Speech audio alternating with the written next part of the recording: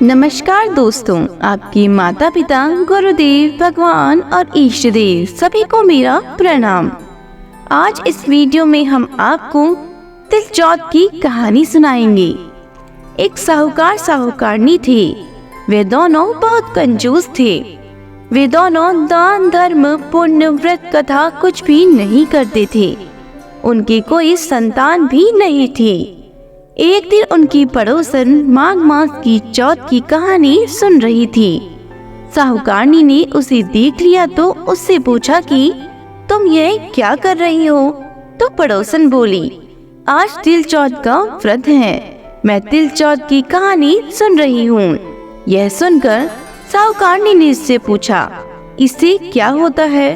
तो पड़ोसन बोली, इससे अन्न धन मिलता है, संतान होती है।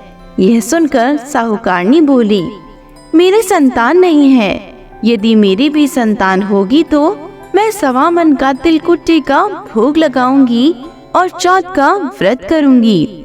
इसके थोड़े दिन बाद वह साहूकारनी गर्भवती हो गई। चौथ माता के इस चमत्कार को देखकर आश्चर्यचकित रह गई और कहने लगी, लड़का होगा तब व्रत रखूंगी और 1.25 मन का तिलकुट्टा चढ़ाऊंगी। अब उसके लड़का भी हो गया तो वह बोली, जब इसका विवाह होगा तब भोग लगाऊंगी। समय के साथ बेटा बड़ा हो गया, उसका विवाह तय हो गया। नियत समय पर वह बारात लेकर गया।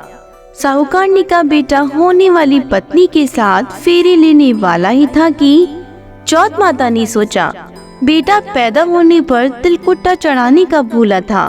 अब तो बेटा ब्याहने जा रहा है तो भी तिलकुट्टे का भोग नहीं लगाया। अगर ये मेरे भोग नहीं लगा रही तो इसे सबक सिखाना पड़ेगा, नहीं तो कलयुग में हमें कोई नहीं मानेगा। तो दूल्हे के 3 फेरे होते ही चौथे फेरे में चौथ माता कड़कती आई और दूल्हे को उठाकर वहां से चली गई और उसे गांव के रास्ते के किनारे एक पीपल के पेड़ पर बिठा दिया। फिर तो पूरे ब्याह में हाहाकार मच गई। लोगों को समझ नहीं आ रहा था कि ये सब क्या हो रहा है, परंतु दूल्हे को गायब देख सब दूल्हे को ढूंढने लगी। सब जगह ढूंढा पर कहीं भी नहीं मिला। अब इस तरह बहुत दिन निकल गई। अब गणगौर आई तो चैत के महीने में गांव की लड़कियां गणगौर पूजन के लिए दूब लेने पीपल के पेड़ के नीचे गुजरती हुई जाती थी। वहाँ पीपल पर से वह दूल्हा रोज एक लड़की से बोलता, आ मेरी अधब्याही दुल्हन। यह सुनकर वह लड़की सूखने लगी, दुबली और कमजोर होने लगी। यह देखकर उसकी माँ ने उससे पूछा, मैं तो तेरे को अच्छा और भरपेट खाना खिलाती हूँ, फिर भी तो क्यों सूख रही है? तो लड़की बोली, मैं जब भी दूब लेने जाती हूँ रास्ते में एक पीपल के पेड़ के नीचे से निकलती हूँ। वहाँ पर एक दूल्हा बैठा हुआ है, उसने मेहंदी लगा रखी है और सेहरा भी बांध रखा है। वह रोज मेरे से कहता है कि आ मेरी अधब्याही दुल्हन। तो उसकी माँ ने उससे कहा, तू घबरा मत, मैं जाकर देखती हूँ। जब उसकी माँ वहाँ जाकर देखती है तो उसे तो वहाँ पर अपना जवाई पीपल के पेड़ पर बैठा हुआ दिखाई देता है। तो वह उससे पूछती है, तुम यहाँ क्यों बैठे हुए हो? तो वह बोलता है कि मैं चौथ माता के यहाँ गिरवी रखा हुआ हूँ। मेरी माँ ने चौथ माता के 1.25 मन के तिलकुट्टे का भोग बोला था, परंतु आज तक उसने भोग नहीं लगाया। इसलिए नाराज होकर चौथ माता मुझे उठा लाई और यहाँ पर आकर पीपल पर बिठा दिया।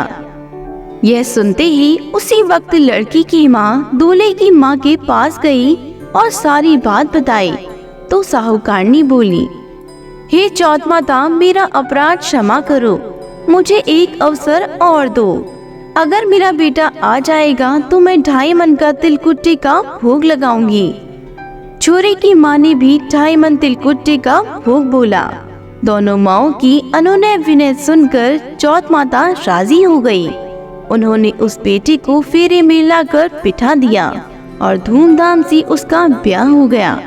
उसके बाद पीछे से सभी लोगों ने चौथ माता को तिलकुट्टे का भोग लगाया और सारी नगरी में ढिंढोरा पिटवा दिया कि कोई भी चौथ माता का व्रत करेगा तो तिलकुट्टी का भोग जरूर लगाएगा। हे चौथ माता, जैसे आपने बेटी बहू को मिलवाया वैसे ही सभी पर अपनी कृपा करना। आपकी कथा सुनने वाली, पुकार पढ़ने वाली सभी की मनोकामनाएं पूरी करना। कोई भूल चूक हुई हो तो माफ करना। बोलो चौथ माता की जय हो। आशा करते हैं कि आपको हमारी कहानी पसंद आई होगी। इसी तरह की और भी कहानियों को सुनने के लिए हमारे चैनल को सब्सक्राइब जरूर करें और ज्यादा से ज्यादा हमारे चैनल को अपने दोस्तों और संबंधियों के साथ शेयर जरूर करें।